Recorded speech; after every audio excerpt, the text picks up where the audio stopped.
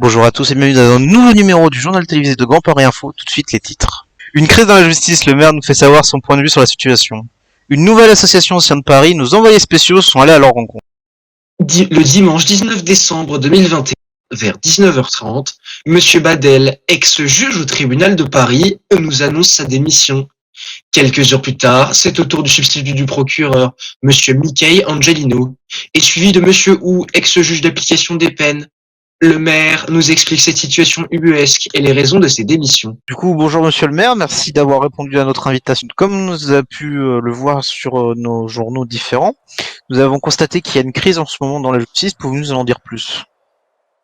Alors j'ai reçu hier la démission du juge d'application des peines Nicolas Hou, ainsi que la démission donc du juge d'instruction Frédéric Bedel, suivi de la démission du procureur général Mickey De Angelino. Hier, j'ai eu un rendez-vous avec le dernier juge de la ville, excusez-moi, j'en appelle, le dernier juge de la ville qui m'a exprimé qu'il allait partir si jamais aucune mesure n'était prise de la part du gouvernement français, ce qui ramène donc nos effectifs à un total de un substitut du procureur et un greffier. Vous, à votre échelle, qu'est-ce que vous souhaitez faire pour changer cela? Écoutez, hier, une réunion a été menée.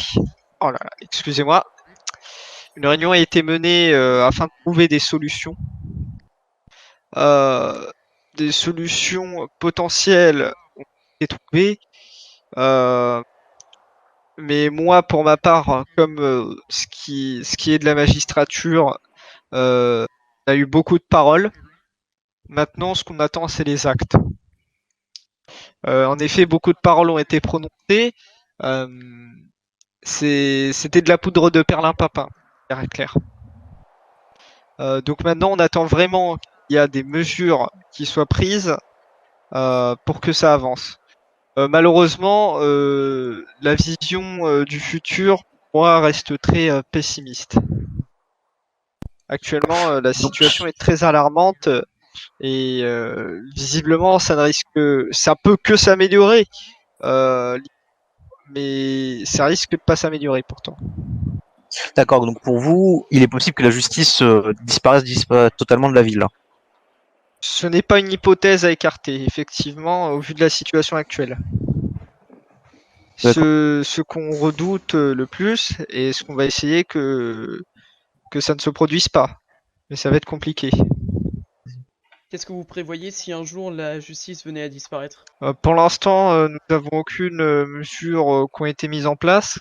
Nous pourrions par exemple revenir sur l'ancien système, c'est-à-dire que ce soit les officiers de police judiciaire qui soient juges, mais cela est l'une des hypothèses que nous redoutons le plus et que nous allons tout faire pour ne pas mettre en place, parce que nous serions plus sous la République française. Donc nous allons tout faire pour que la justice revienne. Cependant, ça va pas être facile. Et que ce soit de la part de la justice ou moi-même, actuellement, on est dans l'incompréhension totale. Et est-ce que vous savez pourquoi les démissions ont été faites? Vous n'avez pas d'idée du tout. En partie parce que donc désormais la préfecture a été mise en place sur la ville de Paris. Et globalement, donc, ce qui les a gênés, c'est l'intervention notamment des sous-préfets dans le système judiciaire.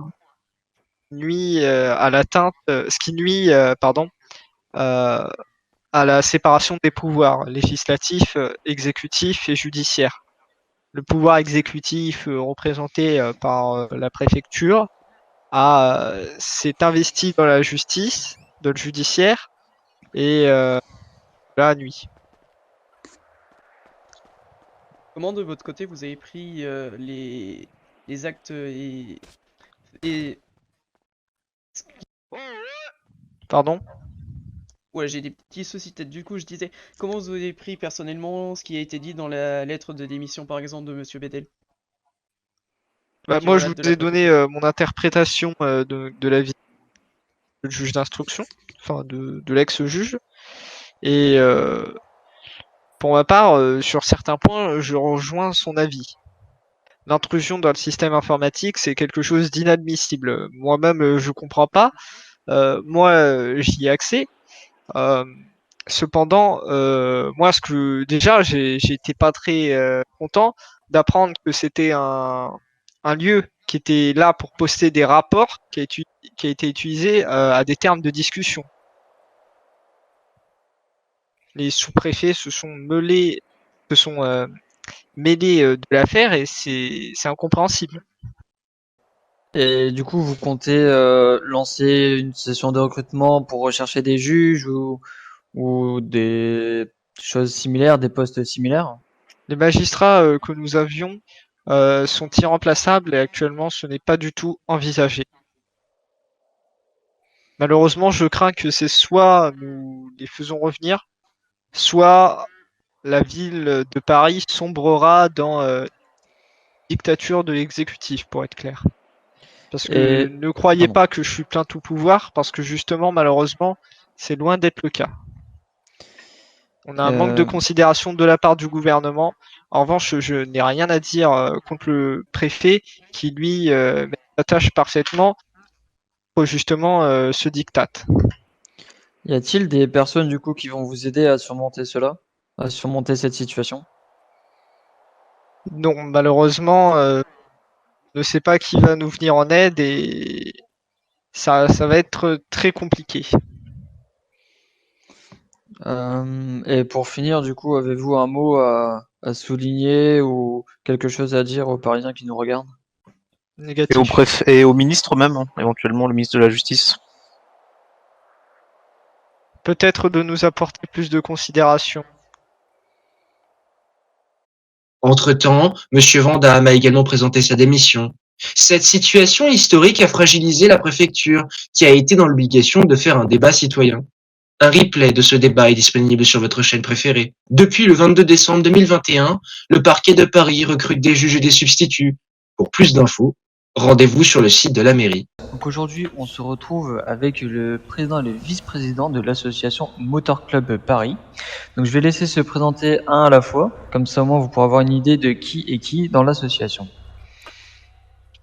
Ça marche, donc je vais me permettre de commencer. Donc moi je suis Monsieur Brizy, je suis donc vice-président de l'association et en dehors de ça je suis co-PDG d'entreprise du Dépend 2000. Et donc voilà, c'est à peu près tout pour ma part.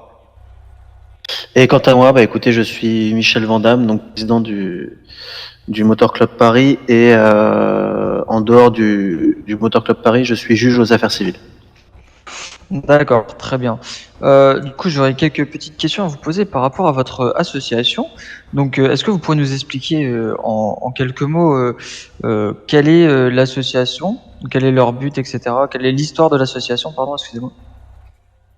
Alors, ça, c'est assez simple, c'est-à-dire que cette association, elle part d'une passion commune de Hugo et moi-même, passion de la moto et passion de transmettre justement cette passion. Le but de cette association, c'est tout simplement de réunir des motards, pour pratiquer la moto, les balades, des événements, tout ça bien évidemment autour de la moto et à terme, pourquoi pas faire des déplacements à l'étranger ou autre avec le nom club. D'accord. Et pourquoi avoir créé cette association, pardon? Juste par rapport aux passions ou il y a d'autres raisons? Alors, le but, c'est de réunir des passionnés. On veut pas réunir Monsieur A, Monsieur B, Madame Y, Madame C ou n'importe quoi. Ce qu'on veut, c'est des membres. C'est des copains de moto. C'est une expression que j'aime bien utiliser, du flic au voyou. Peu importe, à partir du moment où vous portez les couleurs du club, à partir du moment où vous franchissez les portes du local, vous êtes membre. Vous n'êtes pas policier, vous n'êtes pas éboueur, vous êtes juste membre du club. Donc on laisse toute notre vie à côté et on la reprend une fois qu'on enlève les couleurs. Donc c'est pour ça que dans les statuts et dans le règlement intérieur du club qu'on a établi conjointement avec Hugo, il est stipulé qu'à chaque événement, chaque rassemblement, le membre autorise donc le comité d'administration et plus particulièrement moi-même et mon vice-président, à fouiller la personne et à fouiller son véhicule. Toute personne qui est trouvée porteur d'une arme ou de drogue sur lui ou dans la moto est radiée immédiatement. Le but, c'est de pas faire de débordements. C'est un club qui est 100% légal et c'est pour ça qu'également lors des rôdes et autres, on respectera la vitesse, le code de la route et c'est pour ça également que toutes les motos doivent être conformes à la législation, donc rétroviseur, clignotant, plaque d'immatriculation, etc. et homologuées. D'accord. Si il y a une personne qui est passionnée des motos, sauf que le problème c'est que elle n'a pas de moto homologuée. Est-ce que vous faites des sortes de locations par rapport à cela ou absolument pas? Ou c'est chacun vient avec son matériel? Et c'est chacun vient avec sa propre moto, son propre équipement. Le club ne fournit aucune moto ni aucun équipement, tout simplement dans le but d'avoir des personnes qui sont sûres de ce qu'elles veulent et ce qu'elles sont. Après, au niveau, excusez-moi, des motos homologuées, ça va être surtout pour les routières. Donc, si on a des membres qui sont propriétaires donc de motos de type cross, bien évidemment, qui pourront adhérer au club. Seulement, pour les déplacer, il faudra que on utilise ce type de véhicule pour les amener dans un endroit approprié pour les rouler. D'accord, très bien. Et c'est d'ailleurs pour ça qu'on investit avec nos deniers personnels pour le bien de l'association. Par exemple, le local actuel a été acheté avec nos propres deniers personnels et le Titan a été acheté également avec nos propres deniers personnels. D'accord, très bien. Et on va maintenant s'intéresser plus dans le sujet vif en fait de l'association. Donc, comment les personnes peuvent rejoindre l'association? Alors très simplement, avec Michel et moi-même, donc on a mis à disposition toute personne souhaitant rejoindre le club. Donc formulaire très simple à remplir, avec où on demande quelques informations du style, le type de moto, etc. Les motivations pour rejoindre le club, etc. Et ensuite on aura juste besoin d'un permis, d'une photo d'identité, qu'on vérifie que la moto est bien homologuée, et ensuite une compensation financière. Tout simplement pour faire vivre le club. Donc, c'est comme on vous l'a dit, c'est une association à but non lucratif. Donc, les récoltés seront réinjectés directement dans le club et pour le club. C'était pas 22h30. Donc, les membres auront un visuel sur toutes les dépenses du club de toute façon. Et donc, voilà. D'accord, très bien. Bon, on va entamer les dernières petites questions qui nous viennent par la tête. Est-ce que vous avez des objectifs dans l'association? Donc, est-ce que vous l'avez créé, donc, comme vous avez dit, pour rassembler les passionnés de moto, les copains de la route, comme vous avez dit tout à l'heure? Est-ce que vous, personnellement, vous avez déjà atteint l'objectif que vous êtes mis, ou est-ce que vous en avez encore à l'heure actuelle? L'objectif, il sera jamais atteint. Je pense que c'est de rassembler tous les passionnés de moto. Le but, à terme, c'est de faire des grandes balades, des journées ou des week-ends entiers à se balader à 15, 20, 30 motos, voire plus si affinité, et pouvoir faire ça de façon, avec des camarades et toutes les motos seront mis à l'honneur, les copains seront mis à l'honneur également et on prendra tous du plaisir ensemble. D'accord.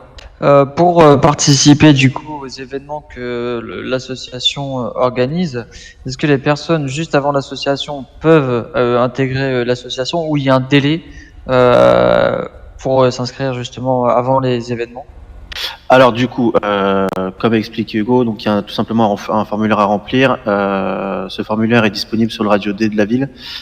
Une fois que l'adhésion a été acceptée, vous avez accès en tant que membre à plus d'onglets sur le site, notamment le planning des événements et pouvoir discuter tous ensemble de l'avenir du club parce qu'encore une fois, on n'est pas deux à décider, on est au nombre de membres du club à décider. On propose des idées, on participe au club et après c'est le comité d'administration qui prendra les décisions finales. Mais le but, c'est de faire partager tout le monde à la vie du club. D'accord. Est-ce que vous souhaitez dire un mot aux Parisiens ou Parisiennes qui vont regarder ce reportage? Je vous laisse la parole, vous pouvez dire tout ce que vous souhaitez. Tout simplement, mesdames et messieurs, on vous attend nombreux. Donc, comme vous pouvez voir, c'est une assez bonne ambiance ici. Donc, le but, c'est de rassembler un maximum de personnes de tout type d'horizons différents pour pouvoir échanger autour d'un univers commun qui est la moto et d'une passion commune qui est celle de la moto. Donc voilà, on vous attend nombreux et je vous dis à très vite au Motor Club. Enfin, pour finir, Grand Paris Média vous souhaite de joyeuses fêtes de fin d'année et à l'année prochaine.